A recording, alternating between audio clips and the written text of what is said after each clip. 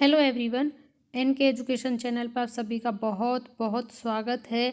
आज हम C TET की तैयारी में गद्यांश और पद्यांश जो कि आपके हिंदी और इंग्लिश दोनों के पोर्शन में आते हैं, 15-15 नंबर के दोनों आते हैं, दोनों लैंग्वेजेस में आते हैं, हिंदी में भी आता है और जो इंग्लिश का होता है उसमें भी, और दोनों ही आपको करने कंपलसरी होते हैं। तो ये जो बातें मैं आज हिंदी गद्यांश और पद्यांश को लेकर आपको समझाने वाली हूँ, वही चीज़ें आपको इंग्लिश के गद्यांश और पद्यांश पर भी लागू होती है। यानी कि तैयारी जो आपको 15 नंबर की करवा रहे हैं उसमें समझ लीजिए तैयारी आपकी 30 नंबर की हो जाएगी, क्योंकि जो 15 नंबर का गद्यांश पद्यांश हिंदी का होगा वही आप सीख जाएंगे उसको सॉल्व करना इंग्लिश के लिए भी, क्योंकि वही टेक्निक्स हैं वो मैंने पहले ही आपके लिए लिख ली हैं कि आपको किस टेक्निक के माध्यम से अपने गद्यांश पद्यांश को सॉल्व करना है। और इस 30 नंबर में से हिंदी और प्लस इसके इंग्लिश के तीनों के दोनों के मिला के जो 30 नंबर हैं उसमें से आपके 30 नंबर तो खरे हैं, 1% आप 1 या 2 को कर ले तो 28 नंबर कहीं नहीं गए हैं। तो आपके सी टेट में यही पोर्शन आपको इसे क्वालिफाई करा देगा, क्योंकि ये कहने को बहुत सिंपल होता है, लेकिन क्योंकि एग्ज़ाम में आप भी जानते हैं कि इतना समय नहीं होता कि पूरे गद्यांश या पद्यांश को पढ़ा जाए और फिर उसके आंसर दिए जाएं। अगर उसे पढ़ा नहीं जाएगा तो उस गद्यांश के जो क्वेश्चंस के आंसर हैं उनको देना भी कठिन हो जाता है, जिस वजह से आसान चीज़ भी कठिन हो जाती है और हम उसमें स्कोर नहीं कर पाते। तो बच्चों, आज हम इसमें आपको गद्यांश और पद्यांश को हल करने का ऐसा तरीका बताएंगे जिससे आप बिना टाइम वेस्ट किए सही जवाब तक पहुंच पाएंगे। जैसे सभी आपको कहते हैं कि उसको पढ़ लीजिए, कई कई बार पढ़ लीजिए तो हो जाएगा, समझ में आ जाएगा। ऐसा हो जाता है, मैं मना नहीं कर रही, लेकिन इतना समय होता कहाँ है और फिर घबराहट में वो चीज़ हम उसके अर्थ को ही ग्रहण नहीं कर पाते, क्योंकि बहुत से स्टूडेंट ऐसे होते हैं जो अपनी उस जो पेपर वाली क्या बोलते हैं उसको, फोबिया होता है, उसको कंट्रोल कर लेते हैं। बहुत से बच्चे नहीं कर पाते हैं। अब फोबिया में कोई भी चीज़ आप समझ लीजिए अंडरस्टैंडिंग लेवल कम हो जाएगा, तो फिर वहाँ पर वो चीज़ कम हो जाती है। तो ऐसे बच्चों के लिए भी, और जो बच्चे बिल्कुल फोबिया नहीं होता उन बच्चे, दोनों बच्चों के लिए ये सबसे बेस्ट तरीका है। आपका टाइम भी बचेगा, क्वेश्चन भी गलत नहीं होंगे, और आप बहुत बहुत ही अच्छी तरीके से, मैं कहती हूँ दोनों हिंदी इंग्लिश में मिला के 15-15 नंबर का है, क्योंकि एक तरीका होगा जो दोनों ही लैंग्वेजेस पर काबू होगा और 30 में से आपके 28 मार्क्स पक्के होंगे। तो आइए शुरू करते हैं। सबसे पहले कि किस प्रकार हमें गद्यांश और पद्यांश को अटेम्प्ट उसके क्वेश्चंस को करने के लिए क्या करना चाहिए। उससे पहले हम आपको बता दें कि अगर आप हमारे चैनल पर पहली बार विजिट कर रहे हैं तो प्लीज़ चैनल को सब्सक्राइब करना ना भूलिएगा, क्योंकि जो भी सी टेट की तैयारी है या जो वैकेंसीज नौकरी की आती है सभी आपको हमारे चैनल पर मिलती रहेंगी, इसलिए आप प्लीज़ चैनल सब्सक्राइब कर लीजिएगा। और अब हम शुरू करते हैं। आप पहला पॉइंट देख रहे होंगे, गद्यांश या पद्यांश हों उसे ना पढ़ें।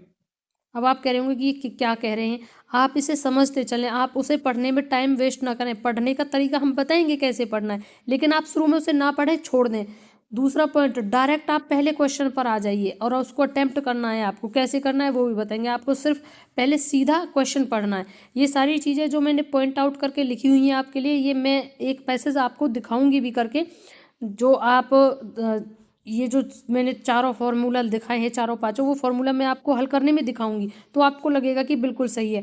अब जो पॉइंट नंबर 3 है, आंसर मिलते चले और अंडरलाइन करते चलें।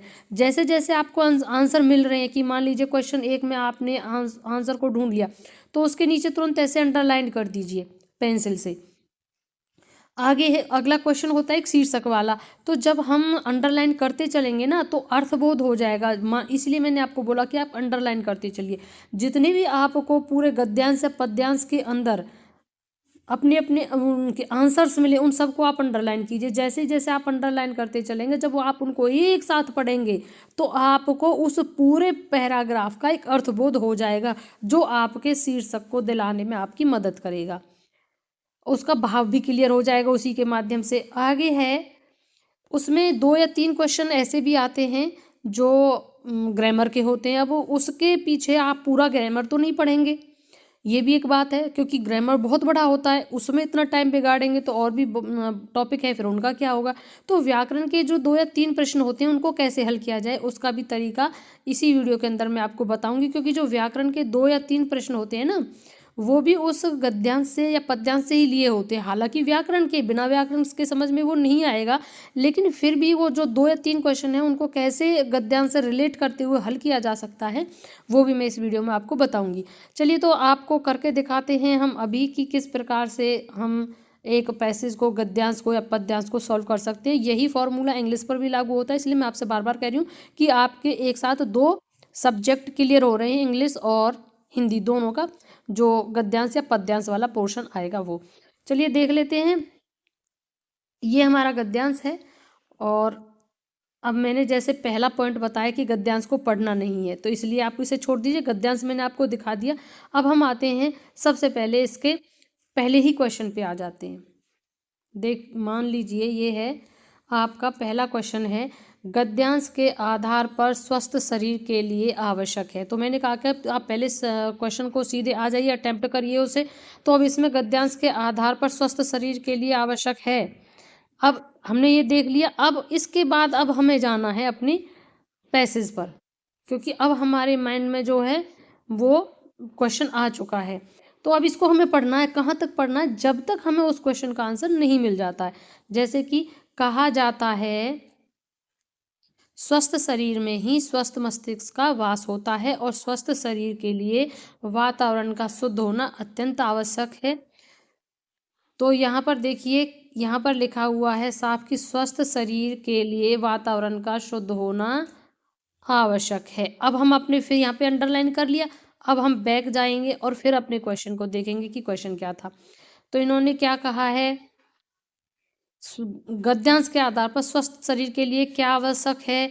तो अभी हमने क्या पढ़ा, स्वस्थ शरीर के लिए शुद्ध वातावरण, तो हमें मिल गया ना उत्तर, तो इसका उत्तर हुआ 2। अब देखिए हमने सिर्फ 2 या 3 लाइनें पढ़ी और एक उत्तर भी दे दिया उसमें, और यहाँ धीरे धीरे हमारा जो गद्यांश है वो भी क्लियर होता चल रहा है, क्योंकि यहाँ पर देखिए यहाँ तक हमने पढ़ लिया, वातावरण का था और अंडरलाइन भी कर दिया, वहाँ हमने जवाब भी दे दिया उस प्रश्न का। तो यानी कि शुरू की 2 लाइनों में ही हमें पहले प्रश्न का जवाब मिल गया। और आपको एक तरीका और बता दूं, जो प्रश्न पहला होगा वो जो पहला पैराग्राफ होगा 3 से 4 लाइन का, उसके अंदर पहले प्रश्न का जवाब होता है। जो दूसरा प्रश्न होगा वो उससे अगले जो 4 से 5 लाइन होंगी उसके अंदर मिल जाएगा। ठीक यही सीक्वेंस आगे चलता रहता है। इसी तरीके से आपको ध्यानपूर्वक उसको पढ़ते रहना है और अंडरलाइन जरूर करते रहना है। अब आगे हम फिर अपना अगला क्वेश्चन देखते हैं। अब अगला क्वेश्चन है, वातावरण पर बुरा प्रभाव डालने वाले मुख्य कारक हैं। अब हमारे माइंड ने इसको अच्छे से रीड कर लिया और उसमें फीडिंग कर ली है कि वातावरण पर बुरा प्रभाव डालने वाले मुख्य कारक क्या हैं, मुख्य कारक हैं। अब यहाँ पर ऑप्शंस को हम बाद में देखेंगे, पहले हमने इसको पढ़ लिया। अब हम फिर अपना बैक देखेंगे कि जो वातावरण पर प्रभाव डालने वाले मुख्य कारक गद्यांश में क्या दिया हुआ, फिर पढ़ेंगे जहाँ तक हमें अपना नेक्स्ट आंसर नहीं मिल जाता।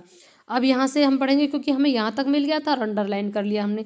जनसंख्या की बेहिसाब वृद्धि और जनता की बढ़ती मांगों की आपूर्ति के लिए रोजगार और आवश्यक वस्तुओं की पूर्ति के लिए बढ़ता औद्योगिकरण दोनों ने वातावरण की सीमा से अधिक प्रभावित किया है। ऐसी अवस्था में वातावरण शुद्ध रहना स्वयं एक समस्या बन गया है। यहाँ देखेंगे आप, यहाँ पर दोनों चीजें आई हुई हैं, यानी कि एक तो औद्योगिकरण आ गया है और यहाँ पर एक रोजगार, बढ़ती मांग जो थी, बढ़ती मांग और औद्योगिकरण। अब ये 2 चीजें हमें पॉइंट आउट हुई है क्योंकि इन्होंने यहाँ पर लिखा ना वातावरण को सीमा से अधिक प्रभावित किया। अब हम फिर अपने क्वेश्चन पर बैक जाते हैं और उसमें देखते हैं ऑप्शंस में क्या है।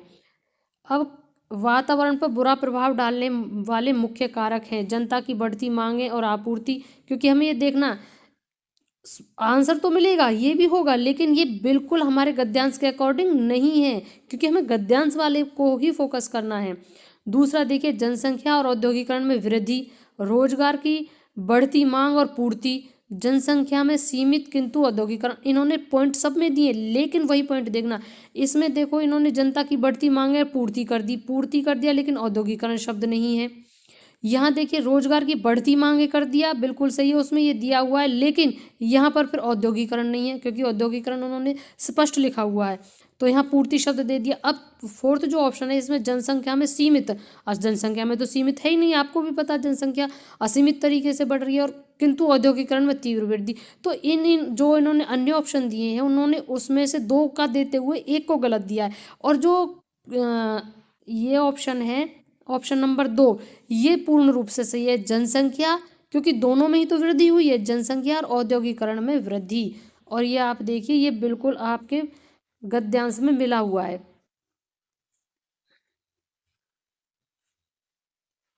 जनसंख्या की बेहिसाब वृद्धि और बढ़ते हुए औद्योगिकरण दोनों ने वातावरण को सीमा से अधिक प्रभावित किया। तो यहाँ तक आपने अंडरलाइन कर ली, पहले वाले क्वेश्चन की यहाँ थी और दूसरे वाले क्वेश्चन की एक ये हो गया और एक ये हो गया।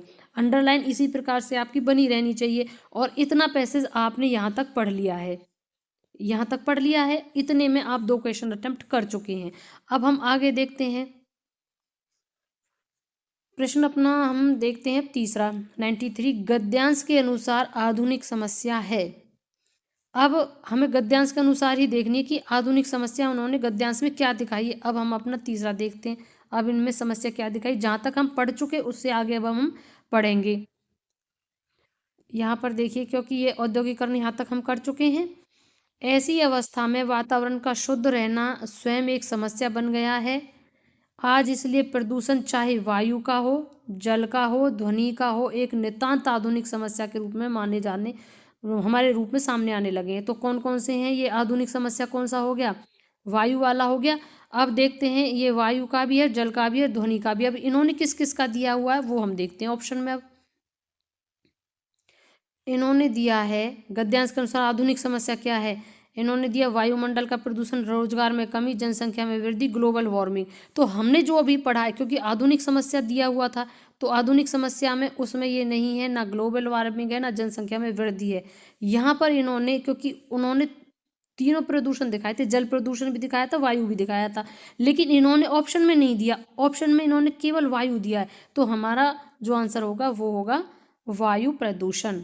अब देखिए किस प्रकार से आप गद्यांश भी पढ़ते चल रहे हैं, समय भी नहीं बिगड़ रहा है, और आप सटीक क्वेश्चंस के आंसर भी दे रहे हैं। अब हमारा अगला प्रश्न है, प्रदूषण की समस्या समस्या है, क्या समस्या है, प्रदूषण की समस्या है, ब्लैंक उन्होंने छोड़ दिया है। अब हमें देखना है कि प्रदूषण की समस्या इसमें हमें कहाँ मिलती है। अब हम इसे यहाँ तक पढ़ चुके हैं, एक नितांत आधुनिक समस्या के रूप में है, यहाँ पर ये पढ़ चुके हैं, और हमने इसको यहाँ तक अंडरलाइन भी किया है, चाहे वायु का है, जल का, और उससे पहले भी हम इसी प्रकार से अंडरलाइन करते चले हुए थे जो हमारे क्वेश्चन थे। अब देखना है इसको हम, क्योंकि जिस वातावरण में और जिस वायुमंडल में हम सांस लेते हैं वह प्रदूषित होता जा रहा है, और यह स्थिति केवल भारत की नहीं बल्कि अधिकांश देशों में प्रदूषण की समस्या विकट होती जा रही है। तो यहाँ पर हमें जवाब मिल गया है कि बल्कि भारत की ही नहीं, अधिकांश देशों की समस्या। अब ऑप्शंस में देखते हैं कि इन्होंने किस प्रकार से ऑप्शन दिए हैं, क्योंकि जवाब हमें मिल गया, समस्या है। तो इन्होंने जो दिया है केवल भारत में, और केवल एशियाई देशों में, और संसार के अधिकतर देशों में, और संसार के कुछ ही देशों में।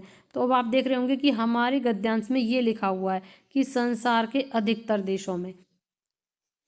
तो ये भी हो गया हमारा। अब हम अगला क्वेश्चन देखते हैं, गद्यांश में अत्यधिक बढ़ते प्रदूषण की तुलना किससे की गई है। अब इतना हमने पढ़ लिया है किससे की गई है। अगर आप एक नज़र करना चाहें तो अपने ऑप्शंस पे भी कर सकते हैं इस तरीक़ा से, लेकिन उसको ज़्यादा माइंड में नहीं रखना है। माइंड में रखना है हमें मेन क्वेश्चन को, गद्यांश में अत्यधिक बढ़ते प्रदूषण की तुलना किससे की गई है। अब हमें प्रदूषण की तुलना देखनी है कि गद्यांश में किससे की गई है। जहाँ तक पढ़ लिया उससे आगे पढ़ना है हमें। वातावरण में, वायुमंडल में सांस लेते हैं और वह प्रदूषित होता जा रहा है, भारत की नहीं विकट समस्या होती जा रही है। हम यहाँ तक पढ़ चुके इसे, और ये आधुनिक देशों में प्रदूषण की समस्या विकट होती जा रही है। ऐसी अंडरलाइन हमारी, क्योंकि फ़ोन पे कर रही हूँ तो अंडरलाइन मिट जाती है, मुझे तुरंत फिर करनी ही पड़ती है, आप पेंसिल से करके रखना उसमें। अब हमें इससे आगे पढ़ना है।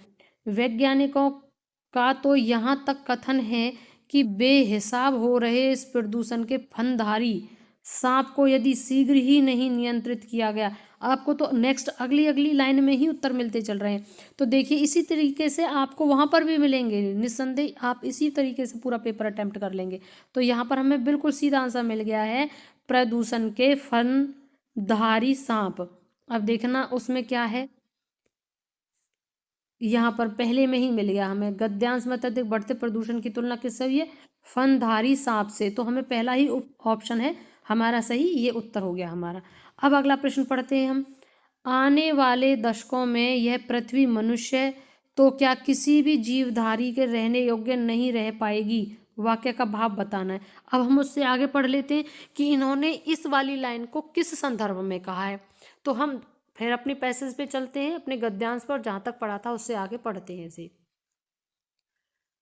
बेसा फनधारी सांप की तरह यहाँ तक हमने इसे पढ़ लिया था। अब ये इससे आगे हम पढ़ेंगे, तो आने वाले दशकों में यह पृथ्वी मनुष्य तो क्या किसी भी जीवधारी के रहने योग्य नहीं रह पाएगी। तो ये यहाँ पर लिखा है किसी भी जीवधारी, अगली ही लाइन में इसका उत्तर हमें मिल गया, किसी भी जीवधारी के रहने योग्य नहीं रह पाएगी, यानी कोई भी जीवधारी नहीं। तो अब हम देखते हैं उसमें क्या ऑप्शन दिया हुआ है। पहला देखिए आप, एक सेकंड, हाँ, पहला है पृथ्वी से मनुष्य का अस्तित्व समाप्त हो जाएगा, ये भी नहीं। पृथ्वी से जंतुओं का अस्तित्व समाप्त हो जाएगा, ये भी नहीं। पृथ्वी से सभी प्रकार के जीवन का अस्तित्व समाप्त हो जाएगा, ये क्योंकि उससे मिल रहा है, एज इट इज नहीं रखेंगे वो, ये उन्होंने सभी जीवों के लिए बोला। यही लाइन है जो वो पद्यांश वाली लाइन कह रही है, और मनुष्य के अस्तित्व का कोई आँच नहीं आएगी, तो ये भी नहीं है। तो हमारा आंसर क्या हुआ, क्योंकि वो कह रहे थे किसी भी जीवधारी के लिए ये योग्य नहीं रहेगी।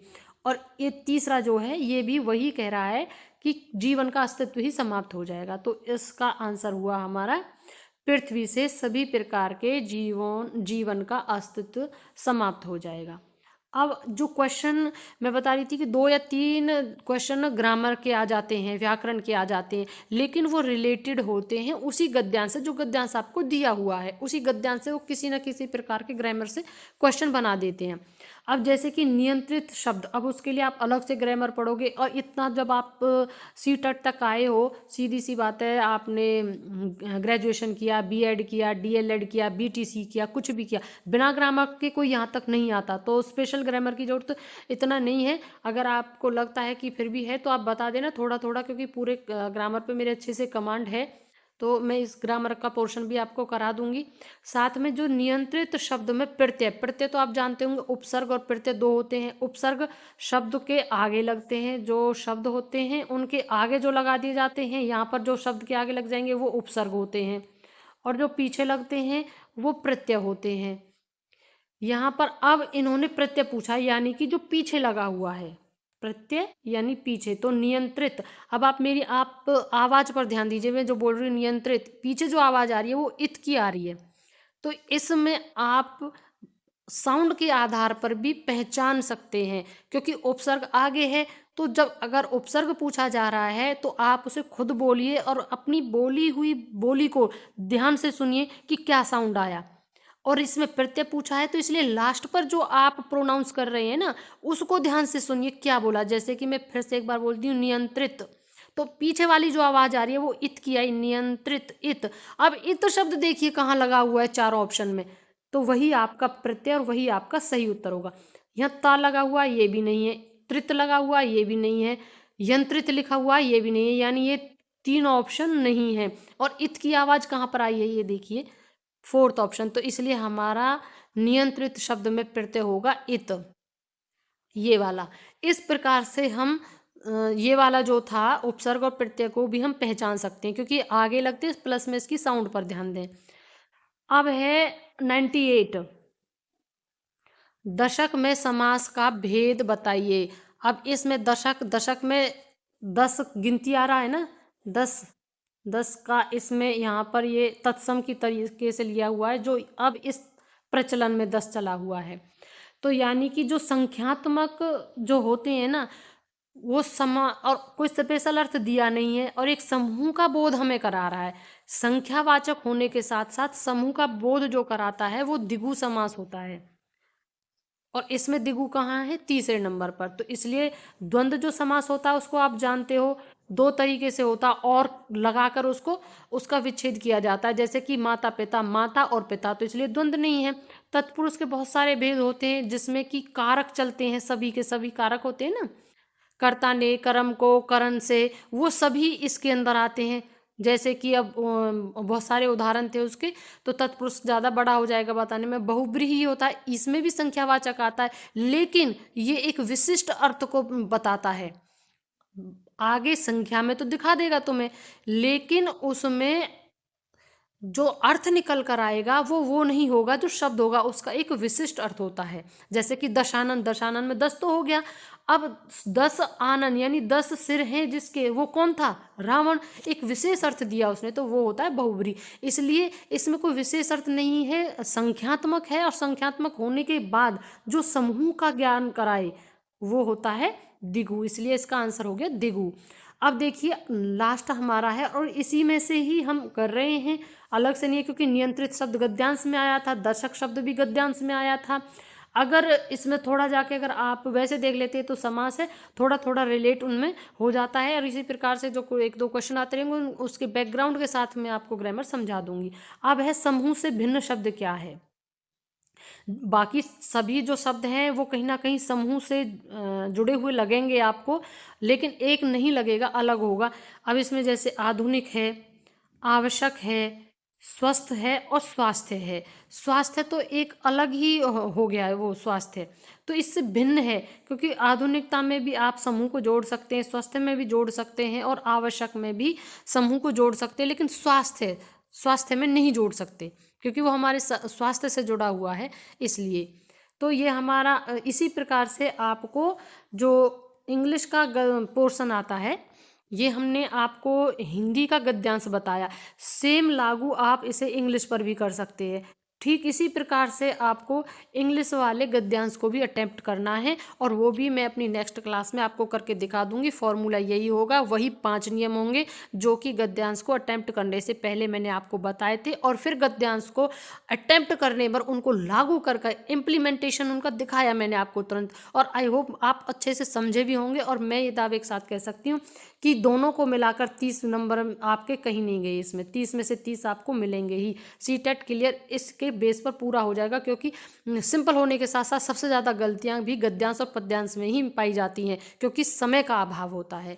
तो बने रहिएगा हमारे चैनल के साथ, और एक लाइक ज़रूर करें, और नए हैं तो सब्सक्राइब करना ना भूलें, क्योंकि सीटेट ही नहीं, तैयारी ही नहीं, इसके बाद जो भी टीचर वैकेंसी निकलती हैं वो भी आपको हमारे चैनल पर मिलेंगी, कहीं और जाने की ज़रूरत नहीं है, ताकि आपको नोटिफिकेशन मिल सके। इसलिए बेल आइकन भी ज़रूर प्रेस करें। वीडियो को अंत तक देखने के लिए thank you and thanks for watching.